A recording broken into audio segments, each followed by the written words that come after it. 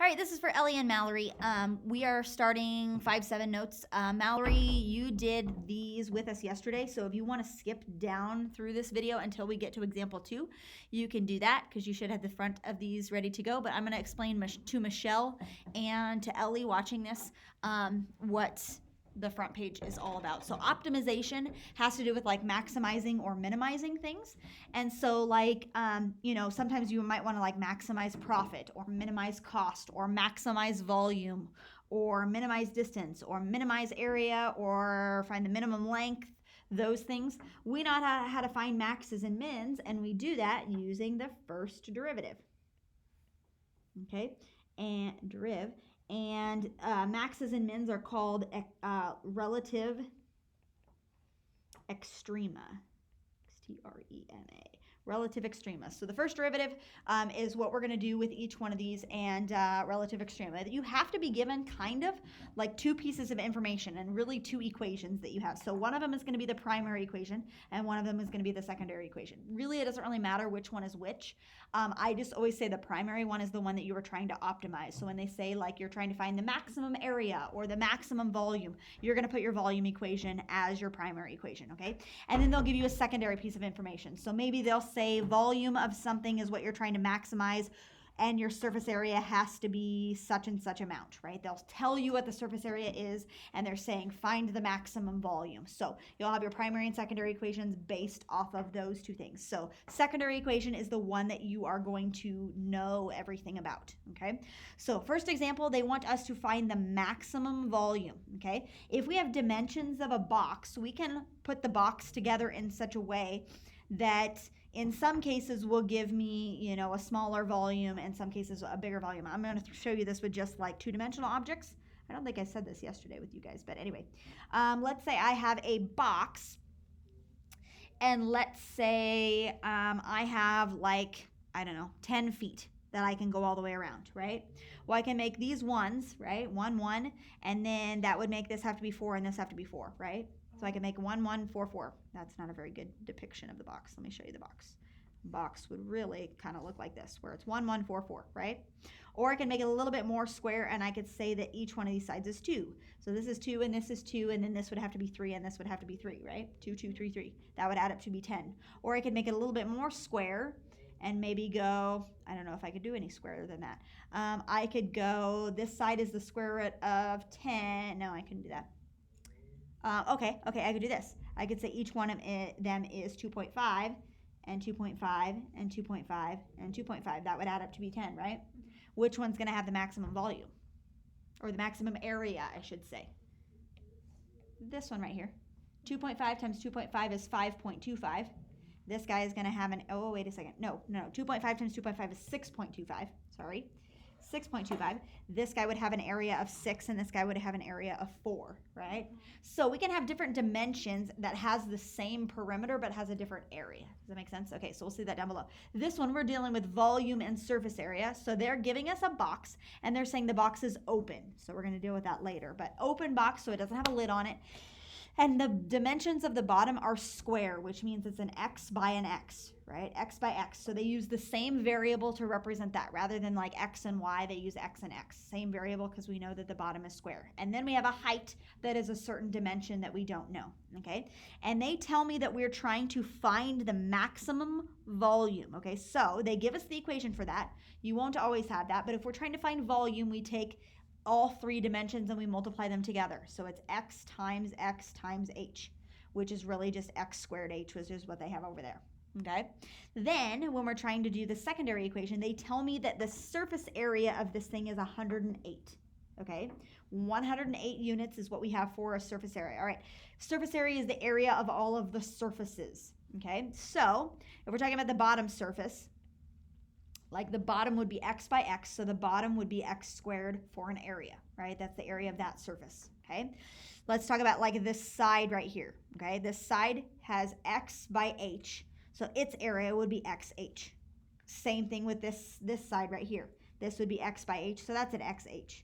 Same thing with this back side here. That would be another xh, and this guy would be another xh, okay? So I have an x squared, that's the dimension for the bottom, plus I have 4 of those xh's. Now, I don't have a top on it, but if I did, that would be another x squared, right? So I would have two x squareds, but I only have one of them because it's an open box. So that's where they get this formula right here, that x squared plus 4xh, that gives me 108 because they tell me that the 108 is the surface area. Okay, I'm wanting to maximize the volume. Okay, find the maximum volume. All right, so here's the deal. We have our primary equation. We're trying to find the maximum. And the secondary equation, we know what that is equivalent to. It's 108. So what we do is we solve this equation for one of the variables and then plug that into the original. Okay, now I have two variables that I could solve for, but which one is easier to solve for, do you think? X or H? Got any ideas, Michelle? Which one's easier to solve for? H, because there's only one. That's exactly right. So I'm going to get the H by itself. I'm going to bump this x squared to the other side. So I'm going to do 108 minus x squared. Okay, so I'm solving this thing now because the x squared is on the other side. And then I'm going to divide by 4x. Okay, I'm going to divide by 4x. So that is going to be what H is equivalent to. Does that make sense? H is going to be, I'll write that out over here again. H, after I subtract the x squared and divide and everything, it's 108 minus x squared divided by 4x. That's gross. Okay, kind of gross, yeah. And now we take that and we plug that in here for H, okay? So the volume that we're trying to maximize will be equivalent to x squared times all that junk. Minus x squared over 4x. There he is, okay? And then we want to simplify as much as we can. So I can cancel an x here. Like this is x squared over 1 if we think about it as a fraction. I can cancel one of those x's with one of these. So that's just x, and then I can multiply. So x times 108 and x times x squared. I can do that. So the volume will be 108x minus x cubed all over 4. Okay? And rather than writing it like that, I can divide by 4 on each one, right? I could do that. So the volume is 108 divided by 4 is 27. 27x minus, and do you know what x cubed over 4 is going to look like? Or we could write it as 1/4 x cubed. I like to slide the x cubed off this side. So that's what he will look like. All right, so this is the equation for my volume. And the difference between this equation and this one, they are both the same volume, except one of them has two variables, and this one only has one variable because we've built in the x. We've taken the h part out of it, so we only have one variable to deal with, okay? And that's what we want to do because our very next thing that we're going to do is find the derivative. Because we want to find maxes and mins, we have to do that by doing the first derivative. Whoop. First derivative. So we're going to find the derivative of this thing, and then we'll continue. All right, so the derivative. I'm going to write them up here. Derivative of 27x is just 27 minus, the 3 comes down in front, 3/4 x squared, I think. All right, now that's my derivative. What do we do with that now? You have to do the gross stuff. Like, what do we do now?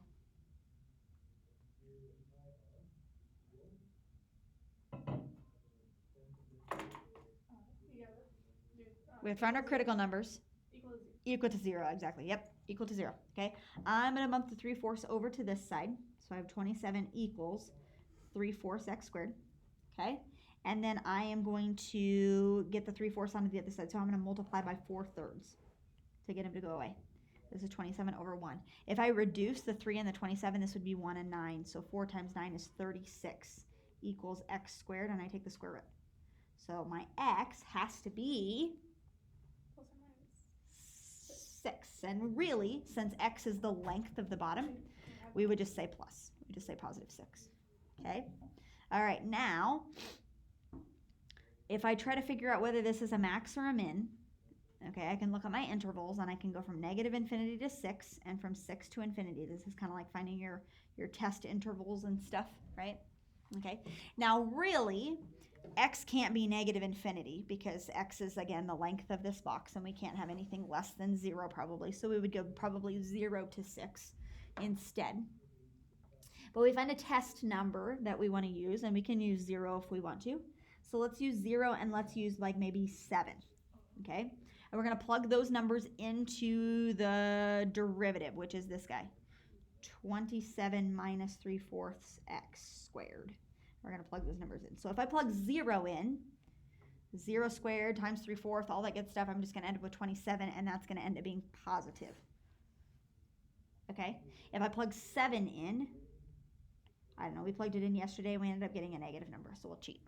Okay? So that means that this interval is increasing, this interval is decreasing, so this dot right here at 6 is a high point, which is a maximum. So we are maximizing the volume at that point. We are finding the maximum volume, and the maximum volume will happen when x is 6, but we also now have to solve for h. So we just have to plug it in. Now, we can go back here and plug it into this thing, or we have this really nice equation right here for h. 108 minus x squared over 4x. I'm going to write all my stuff up here. I'm going to write x equals 6. H equals 108.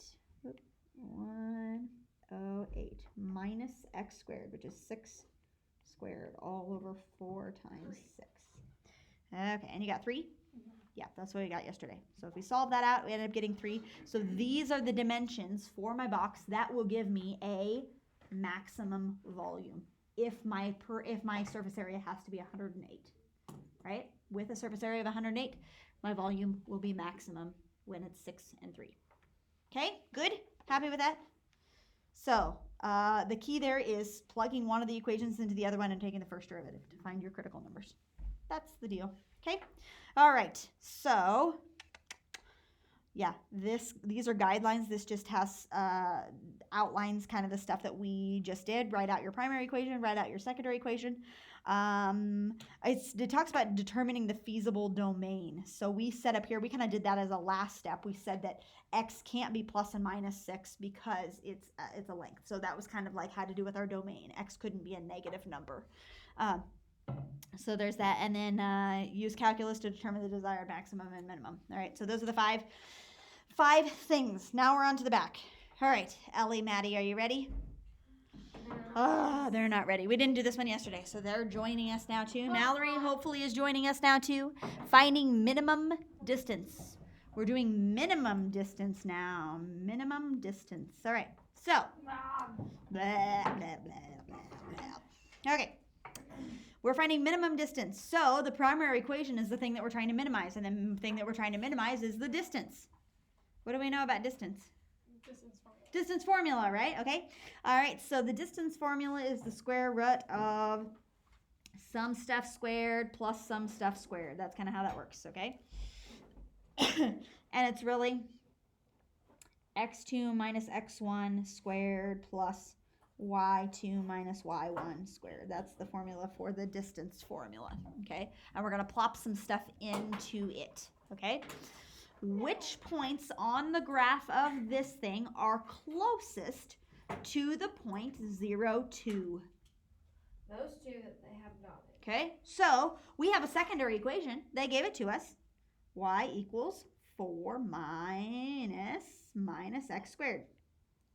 Okay, 4 minus x squared. This is what we have going on here. Which points on the graph are closest to the point 0, 2? So let's talk about what they're even asking. This is the equation that they gave to me. Y equals 4 minus x squared. That's a parabola that's facing downward, that's up at 4, right? Okay. And 0, 2 is this dot right here. So I can draw like lines that, connect from here to here, right? Like that line, or like this line, or like this line. I'm trying to find the one that is the closest distance, right? So this would be like the closest distance. I'm trying to find where that dot is located. Does that make sense? I'm trying to minimize the distance between the two. Okay, so here's the deal. We're trying to find the distance from a certain x coordinate to this point, which is 0, 2. So I'm going to call my x2 and my y2. I'm just going to leave those guys as x and y, but I'm going to call my x1, y1 my 0, 2 point, right?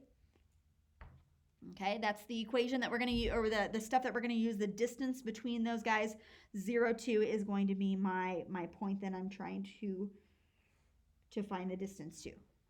Does that make any sense at all? Trying to find the distance from x and y, the xy coordinate that I don't have right here. Like we're trying to find the distance between these two, but we have them labeled as x and y, right? X and y to 0, 2, that's those. Make sense? Yeah? Okay. Now, I have my primary equation, my secondary equation. We're trying to minimize this guy. Minimize. And now what? Can you go over to the other, to the one you have written right there? Yeah. Now what do we do? We have to solve what? No. Yes. With the derivative? Not yet. We got to plug one of the equations into the other one. No. Probably better solve the So secondary technically we one. have y solved. Why is that? But we already have the second one solved for. We have the second one solved for y, right? So can we just plug this stuff in for y? Sure we can, right? It's going to be ugly. Hence the reason why I gave you tons of room down below. You won't need it all. It's not going to be too bad. I'm below. It's not going to be too bad. Okay, now, ooh, the really nice thing. Hey, check this out, folks. Check this out. X minus 0 squared is just x squared, right? This part right here, x minus 0 squared is just x squared. That's nice, okay? Plus, now let's plug all that stuff in for y. So we have 4 minus x squared, and then minus 2, and then that is squared. Then it's 2 minus x squared on the inside. And then it's 4. Yeah, so, okay. Here. So I see where you're at. So 2 minus x squared is what that is, and then you have to square that. Ooh, heavens. Okay, d equals square root x squared. So we've got 2 minus x squared that we have to FOIL, yeah? Yeah. 2 minus x squared. Okay. Ooh, heavens. This is kind of crazy. Is that right? Did we do all that right? We did. Yeah, we did. Okay. All right. All right. Whew. Yuck. Okay. 2 times 2 is 4. 2 times negative x squared is negative 2x squared. And then another negative 2x squared. And then plus x to the 4th power.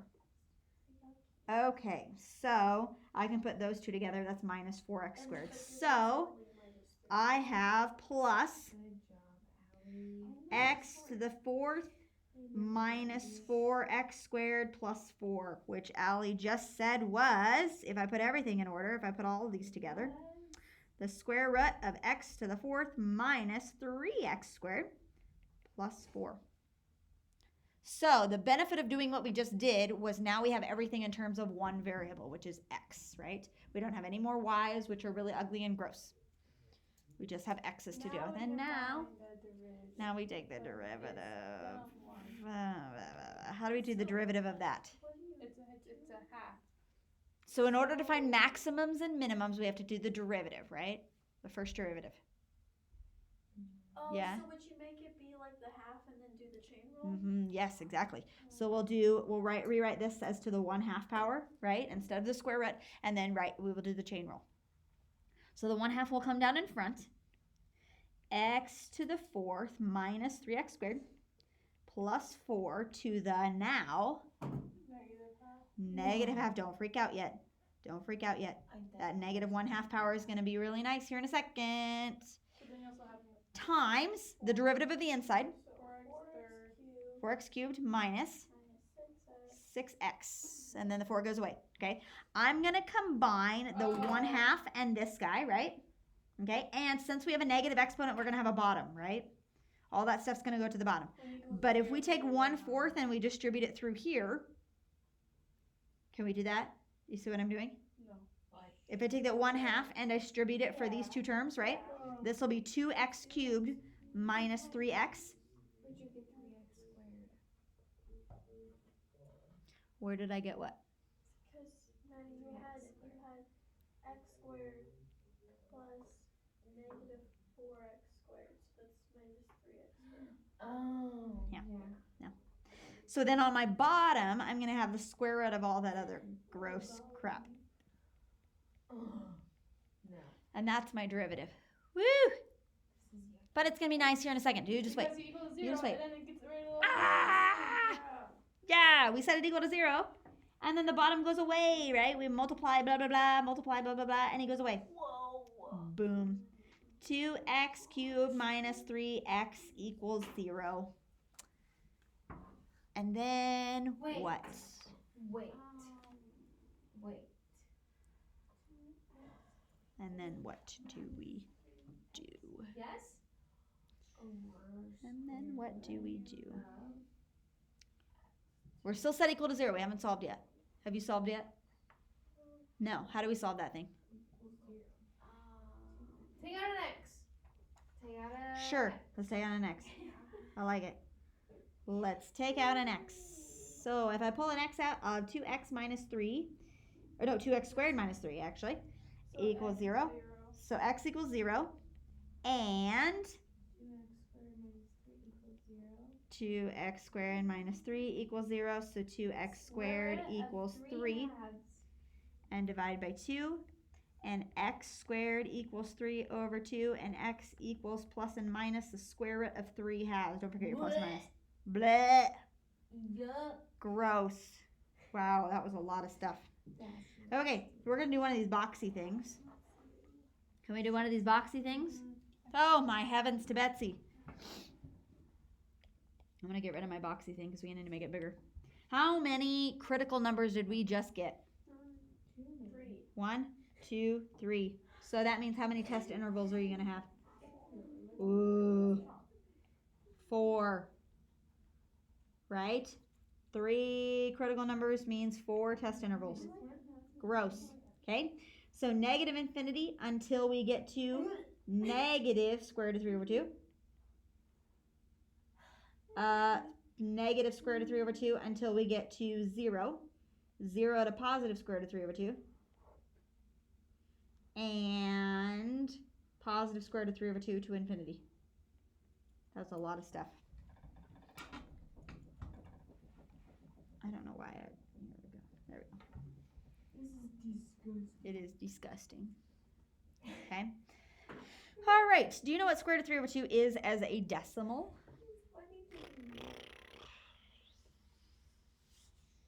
Do you know what square root of 3 over 2 is as a decimal? What's 1 point description? A number between 1 and 2. We don't know for sure. Right? So if it's a number between 1 and 2, then we can do negative 2 here. We can do negative 1 here because it's a number between 1 and 2, right? And we could do positive 1 here, and we could do positive 2 here.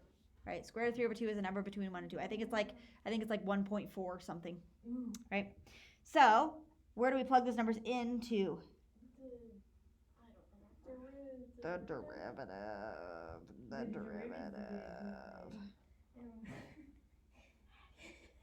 X to the 4th minus 3x squared plus 4. This thing. This thing.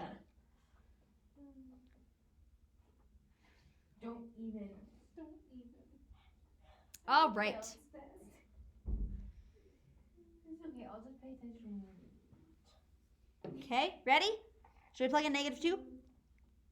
Yes. Yeah. Okay. If we plug negative 2 in, negative 2 to the 3rd power is negative 8 times 2 is negative 16. Plus 6. So it's negative on top. On the bottom, negative 2 to the 4th power will be positive 16. Minus 3 times 4, which is 12, plus 4, which is, we don't care, it's positive. Will the bottom always be positive? Yeah, because it has the 4th and the squared, so then, right?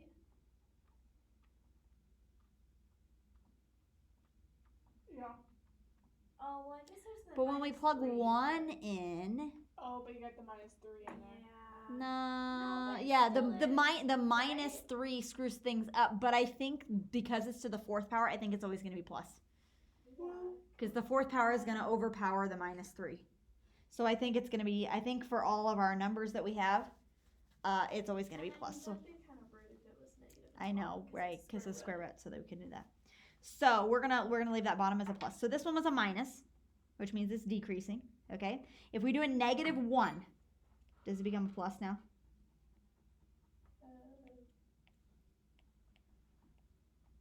If we do a negative 1. Negative 1 to the 3rd is negative 1 times 2 is negative 2. Plus 3. So that will be a plus now. So this will be plus, so it's increasing again. So minimum right here. minimum right here. Okay. If we plug positive 1 in, positive 1 to the third times 2 is a positive 2, but then that will be minus 3. So that'll be back negative again. So this is going down. So this is one of those. And then 2, if we plug positive 2 back in, that's going to be a plus again. So he's going up, right? Okay, so we've got some maxes and mins going on here. That's a lot of stuff. I'm going to erase down below here. We got lots of maxes and mins going on. Oh, it's at gross spots. Okay, so here's the deal. We have a minimum at negative square root of 3 over 2. We have a maximum at 0. We have a minimum at positive square root of 3 over 2. I need to make the square root go all the way down. Square root of 3 over 2. Do you see why those are maxes and mins? Yeah. Yes. Okay, take a look at our graph here. We're talking about distances, right? We're talking about distances. So let's go back up to our graph. What we just found was that at negative square root of 3 over 2, which is this guy right here, negative square root of 3 over 2, square root of 3 over 2, like that. This coordinate right here is going to be a minimum distance to this point. Same thing with positive square root of 3 over 2, right? This point right here is positive square root of 3 over 2, comma something, right? And then what is this guy right here at 0? 0, comma whatever. That's just the max. That is a maximum distance. Like this is going to be the biggest distance, right, between those points. Does that make sense? That's going to be the biggest distance along that curve, right? Make sense? Yeah? Okay, so all we need to do is find, let's see, which points on the graph are closest to the point 0, 2. How do I figure out what this guy's y coordinate is? Like that goes here and goes here. They're the same y coordinate, but how do we figure out which one? What it is? Plug it into where? The original. This guy. I'm going to plug it into this guy, which is one of the original equations. Y equals 4 minus. I'm just going to do the positive square root of 3 over 2 squared. Gets rid of it. It gets rid of it. What's 4 minus 3 over 2, or 4 minus 1 and 1/2? Or 1 1/2? 2.5. 2.5. Y equals 2.5. So 5 halves, or 2.5. That's what the y coordinate's going to be for each one of those. So at those 2 points, what happens? That's the shortest distance. That's the shortest distance to this point, which is 0, 2. Holy cow. Holy cow. That's crazy.